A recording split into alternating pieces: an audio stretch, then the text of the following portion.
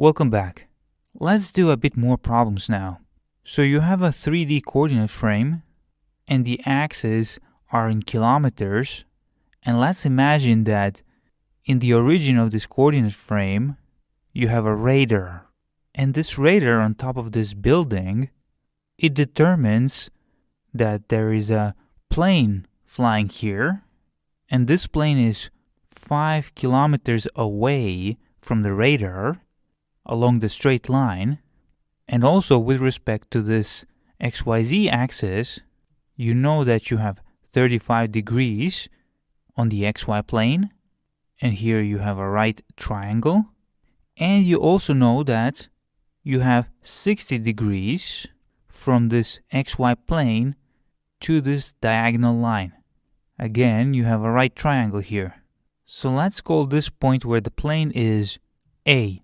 And then the radar also measures a train that moves along the rails in this direction. And so the straight line distance from the radar till this train is 2 kilometers. And so the angle on the XY plane, this one, that's 40 degrees.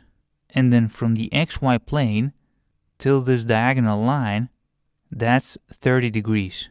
Again, you have a right triangle here and also here. So this one here.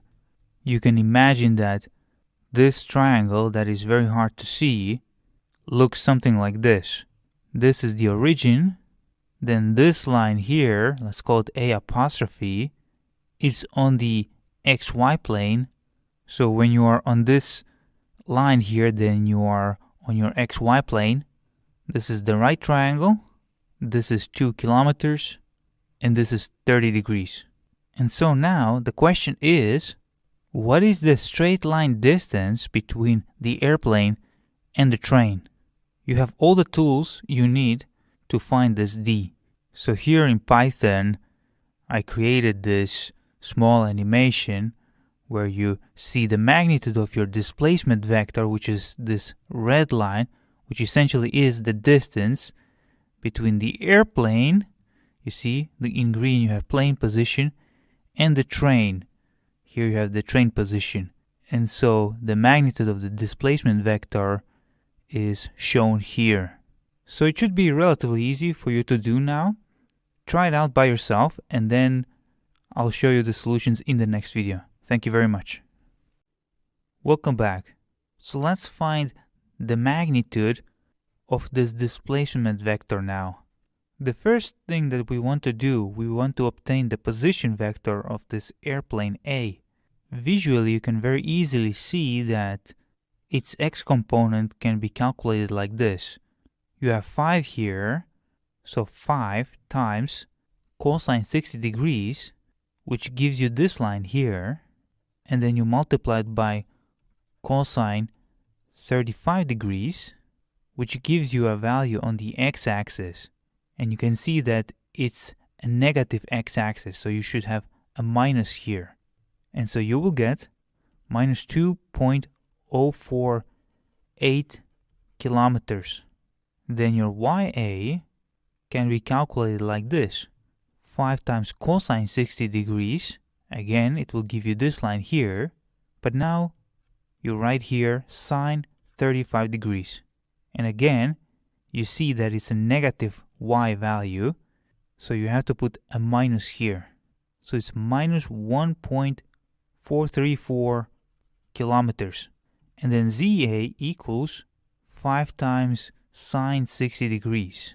So it will give you this vertical length here.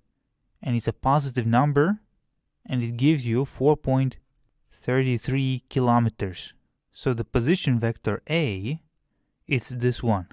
And now let's do the same thing with the train. So this point here is B. XB equals, and so you have here your 2 kilometers, which is this one here. You need to multiply it by cosine 30 degrees. Then you will get this A apostrophe. And here, visually you can see that in order to get this length, you need to multiply it by sine 40 degrees. And now it's a positive value. It gives you 1.113 kilometers. then YB would be 2 times cosine 30 degrees. Again, you get your A apostrophe, and then times cosine 40 degrees, and you will get the length along the y-axis. And that's 1.327 kilometers. Again, it's a positive value. And then ZB equals, now you have to get this value here. So you have 2 times sine 30 degrees, and now it's a negative value. It gives you minus 1 kilometer. So RB equals 1.113 times I plus 1.327 times J minus 1K. So we have two position vectors, and so now we can calculate the displacement vector, which is RB minus RA. And so this is RB, this is RA, and this is their difference, which is the displacement vector. These numbers here, these components, they are with respect to this coordinate frame here, with respect to A. And now to find this straight line distance, then you simply take the magnitude of this displacement vector. So you use the 3D Pythagoras theorem for that, and in the end you will get 6.784 kilometers. That's the distance between point A and point B. But of course, if you keep these numbers like 5 kilometers, 60 degrees, 35 degrees, or 40 degrees, 30 degrees, and 2 kilometers, if you keep them as symbolic values, then as their positions change, you can calculate this straight line distance wherever your plane and train are. But for that, I recommend you to use official spherical coordinates, meaning that instead of taking these angles, you first calculate your theta for the train and also for the plane. So this would be your theta, and then you would calculate the phi angle for your plane and also for your train. Then it's easier because then you have a standard way of doing things in the code. Thank you very much. Welcome back. I have a container here, and the ceiling of this container is on the XY plane.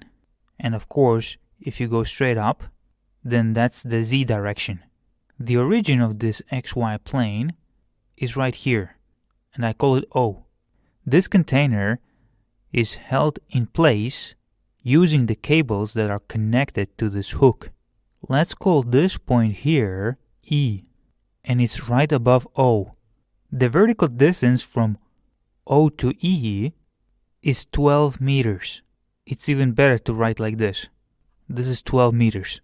Then you have 6 meters here, 6 meters here, then here you have 4 meters, and here you have 4 meters. And the same thing on the other side. This is 6, this is also 6 meters, this is 4 meters, and this is also 4 meters. Let's call this corner here A, let this corner be B, then this corner, let it be C, and then that corner D. And now each of the 4 cables experiences a tensile force. And all these forces, they have the same magnitude. It's F equals 28 kilonewtons. And so my question is, what's the magnitude of the resultant force due to these 4 forces? Each force is 28 kilonewtons. Try it out by yourself first, and then let's talk about it in the next video. Thank you very much. Welcome back. Let's solve this problem now. The reason why I included this problem is because I wanted to show you that symmetries can simplify your lives by a lot if you take advantage of them.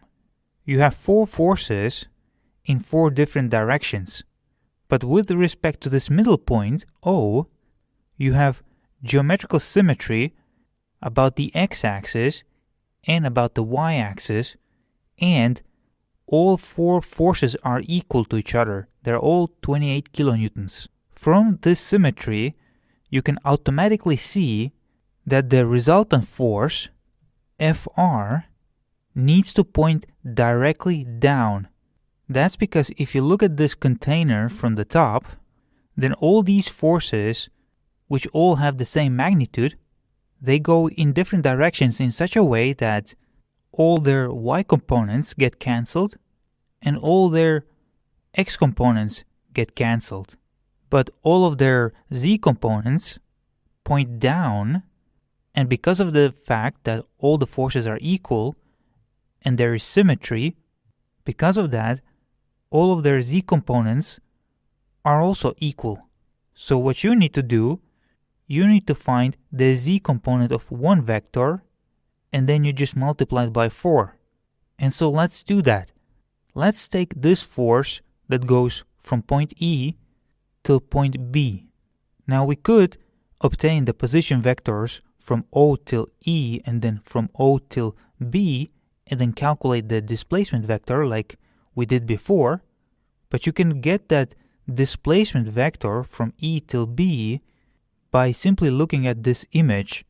When we create our displacement vector from point E till point B, then we assume that in this point E, you have this shifted coordinate frame.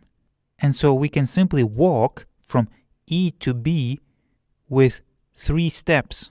First of all, I go 6 meters in the x direction, then 4 meters in the y direction, and then minus 12 meters in the z direction. So you go 12 meters in the negative z direction. So that's another way to obtain your displacement vector from E to B. So RB with respect to E is 6I plus 4J minus 12K meters. You will get the exact same result if you first obtain a position vector from O till E, then a position vector from O till B, and then you have RB minus RE. It will give you the same thing that you have here. And now let's calculate its magnitude. RB with respect to E, the magnitude of it equals 14 meters. So the general unit vector, B with respect to E, that's 6 over 14I plus 4 over 14J minus 12 over 14K. And of course it's dimensionless. And now you can calculate your force, B with respect to E. It's the magnitude of that force times the general unit vector. This one, it's 28 kilonewtons, and then this one, it's this one here. If you multiply them together, then you will get this thing here, and that will give you 12I plus 8J minus 24K, and then kilonewtons. And now, because of symmetry, can you tell me what the force A with respect to E is? So it's this one here, which goes from E till A. It has the same magnitude, and if you look at this top view, so this point here was B, this point here is A, this one is D, and this one is C, then it's very easy to guess what the components of this vector are. It also has a positive x component, which has the same value, so it's 12I, just like this force, but it has a negative y component, so it's minus 8J, and then it has the same z component, which points down as well, minus 24K. What about force C with respect to E? Well, it's minus 12I plus 8J and minus 24K, and they're all in kilonewtons.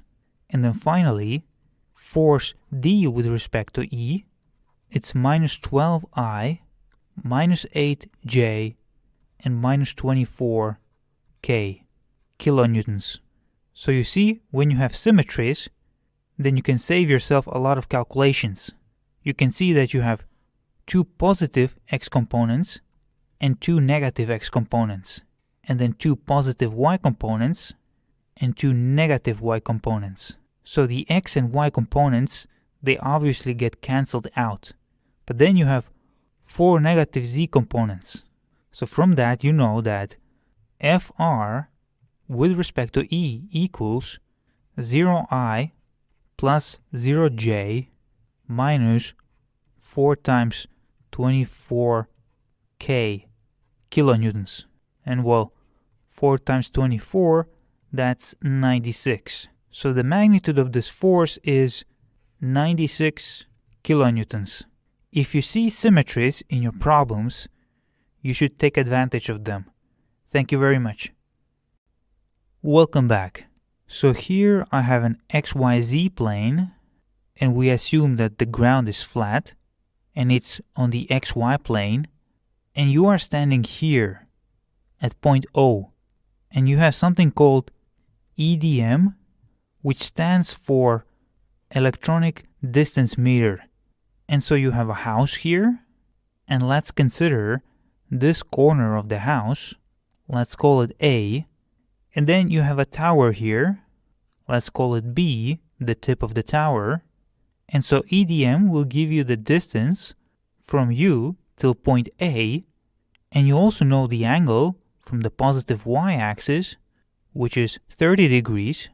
Then here you have a right triangle. And here you have 40 degrees. So this line here, it's on the XY plane. And this is the corner of the house here. And of course, you have a right triangle here as well. And the distance from O till A is 460 meters. And then similarly, EDM will give you the distance from you till point B, which is 653 meters. Then this line here, that's on the XY plane. Again, you have a right triangle here.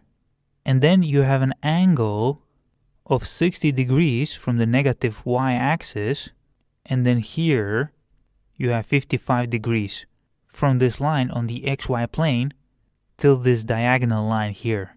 And now the question is, how fast will sound travel from B to A? We assume that we are at sea level, and we assume that the air temperature is 20 degrees Celsius. An approximate formula for the speed of sound is the following. We can denote the speed of sound with A, and it's 331 meters per second plus 0.6 meters over second, and then Celsius, so you have second times Celsius in the denominator, in the units, times the temperature. So you can imagine that if I put here 10 Celsius, then the Celsius units will cancel out, and you will have meters per second, which is what you want. So the speed of sound depends on the temperature. And so, knowing this information, how fast will sound travel from B to A? Try it out by yourself first, and then we'll see the solutions. Thank you very much. Welcome back. So let's now figure out how fast sound will travel from B till A. First of all, we know that we are at sea level, and the temperature is 20 degrees Celsius. That means that according to this formula, the speed of sound will be 331 plus 0.6 times 20, so you have 331 plus 12, which is 343 meters per second. So we know the speed of sound. The next step that we need to do, we have to find out the distance between B and A. And for that, we need to have a displacement vector, either from B to A or from A to B. It doesn't matter because their magnitudes will be the same, and the magnitude is what we need in order to get the distance from B to A. I'm gonna do it using the official spherical coordinate system. So I'm gonna say that this is theta A, then this is theta B, then this is phi A, and this is phi B. So from the image you can see that theta A equals, you have 90 degrees plus 30 degrees, that's 120 degrees. And then phi A equals, since you have 40 degrees here, you have 90 degrees minus 40 degrees, well, that's 50 degrees. And by the way, in the spherical coordinate system, the third dimension would be this distance. And usually, this distance is denoted with a rho symbol. So rho A equals 460 meters. And then theta B equals, since you have 60 degrees here, you can say that theta B equals 180 degrees plus 30 degrees.